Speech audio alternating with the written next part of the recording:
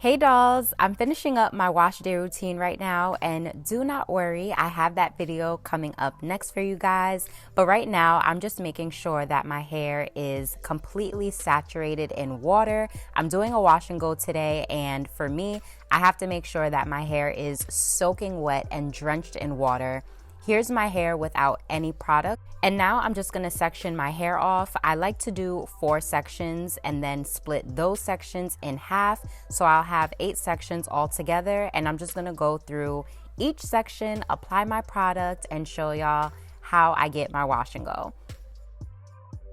Starting with the back section, I'm running that underwater, making sure it is completely drenched before I split that section in half. I'm gonna clip it away and get ready to apply my products.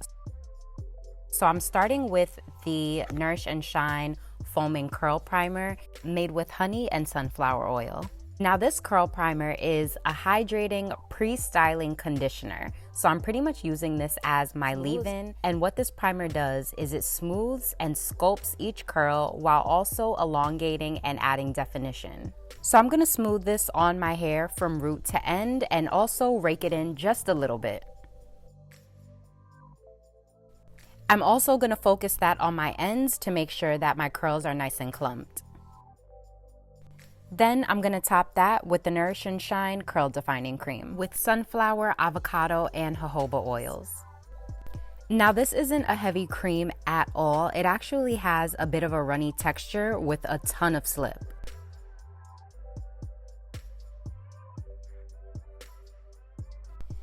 And just like the foaming curl primer, this is meant to elongate and define your curls. Now, I already started seeing definition with these products, and I think I could have gotten away with just raking it in, but just to be on the safe side, I decided to shingle just because that's how I get my best wash and goes.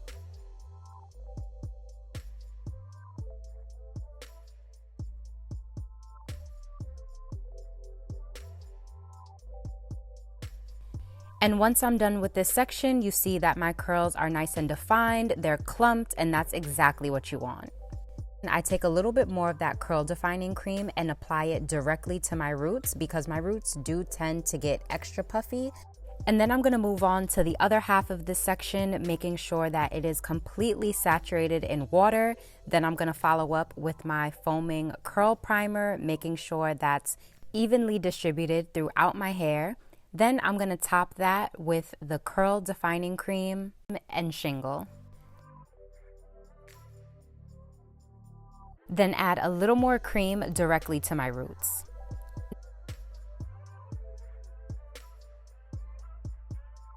Now I'm moving on to the front, but do you see this back section that we just finished? Like, I love the definition already, and I cannot wait to see how it looks when it dries.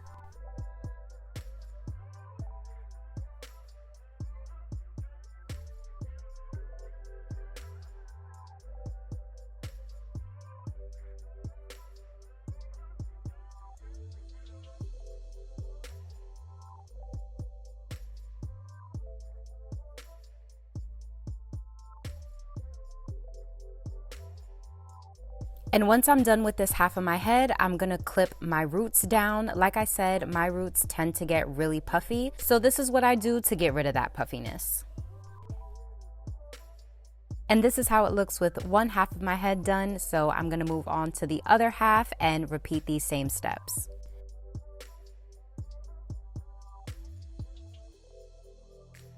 This foam creates a barrier to lock in hydration so that your hair doesn't have to try to pull it from the air and you don't get frizz.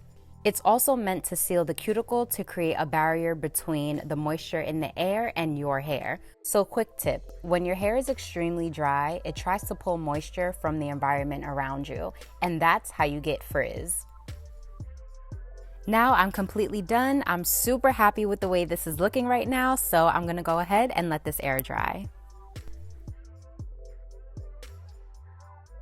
Now these products dried really fast, and I am so happy with the way that this came out. Oh my gosh, I love it. So I'm gonna go ahead and take these clips out, and we're gonna talk about this hair.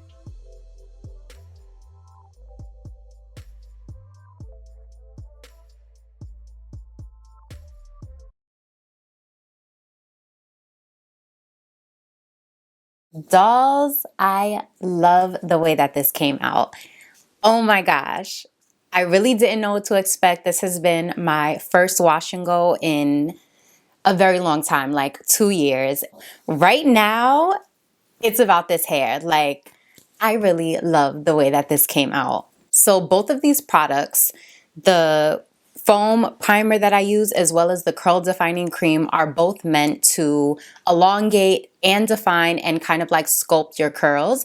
And I feel like that's exactly what it did. I definitely don't think I'm gonna have to ban this just because my hair is already super elongated. Usually I would have to ban my hair overnight, and I would say by like day 3 my curls would be this elongated, if even this long. And I don't have any type of like cast. My hair isn't hard. It's super soft, but still very defined. I feel like sometimes if you're not using a gel for your wash and go, you're kind of sacrificing that definition.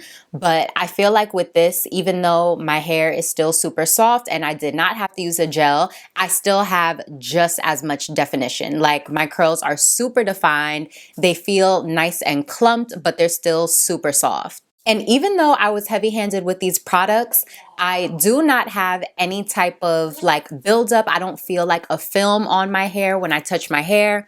I don't feel a film on my hands. I don't feel any buildup really. And I was super heavy-handed with this. Like, I feel like I almost went through the entire jar of the curl defining cream just because I was using so much of it, especially the fact that I have low porosity hair.